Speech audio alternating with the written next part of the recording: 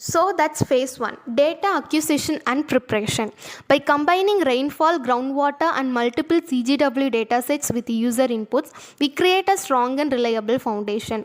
This ensures that everything we do in later phases is both scientifically accurate and personalized. First, we have the rainfall data collected from the TN Smart platform. This is a massive dataset with over 6.5 lakh records spanning from 1990 to 2023.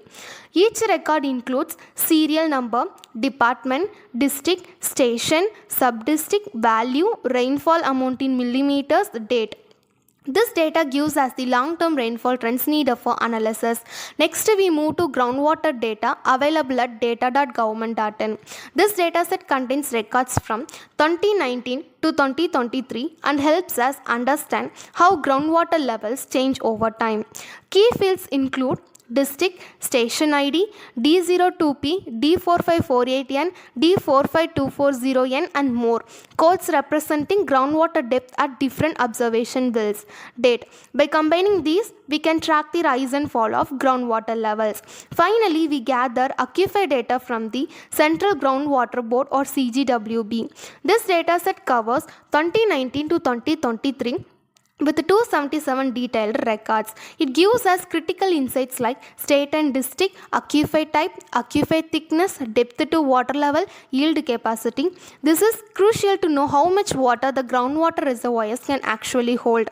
Along with the government datasets, we also collect user inputs such as name, Aadhaar, location, roof or open space details and CAD drawings of buildings. To support flexibility, our system accepts image formats like JPG, PNG, PDF and we store everything in JSON format. So that's phase 1, data acquisition and preparation. Phase 2 is all about cleaning and correcting the data.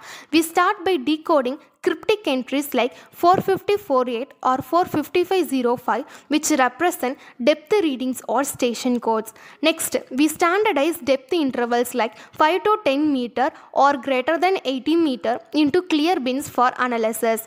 We fix missing fields too. For example, a record missing the sublocation is corrected from Tanjavur 5.0 to Tanjavur Papanasam 5.0.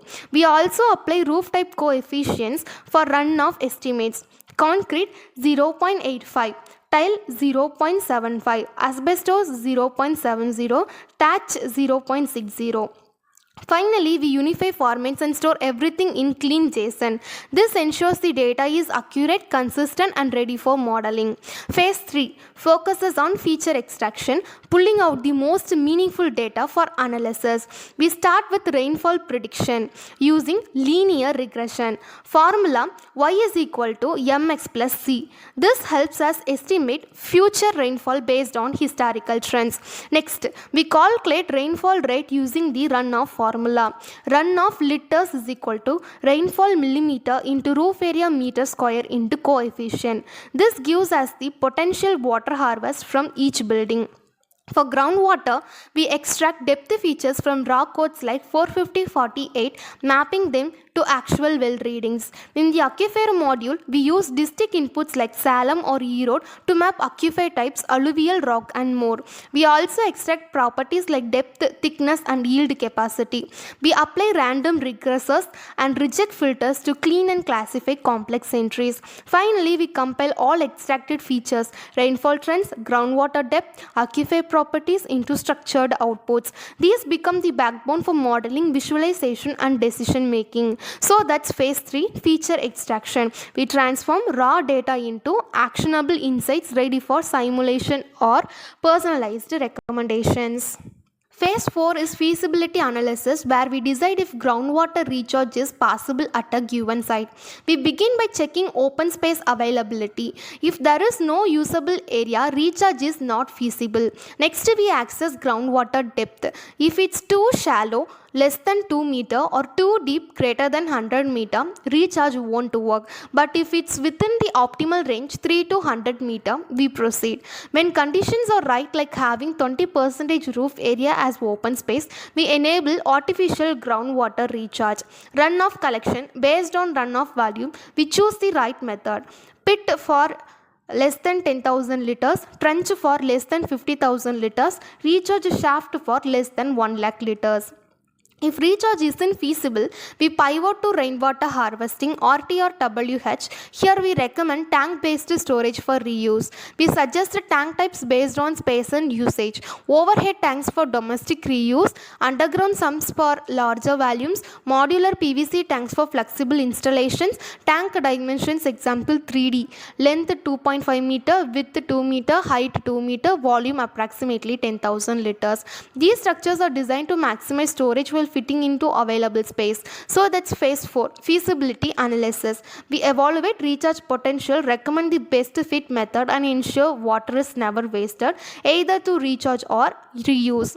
Phase 5 is cost benefit analysis, where we balance impact with the affordability.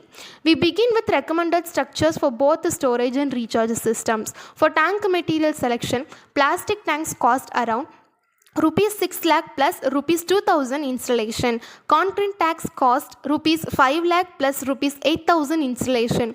We choose based on budget, durability and availability space. For recharge structures, pit suitable for 2000 to 10,000 liters, trench ideal for up to 50,000 liters, recharge shaft handles up to 1 lakh liters. Each option is matched to runoff volume and site feasibility.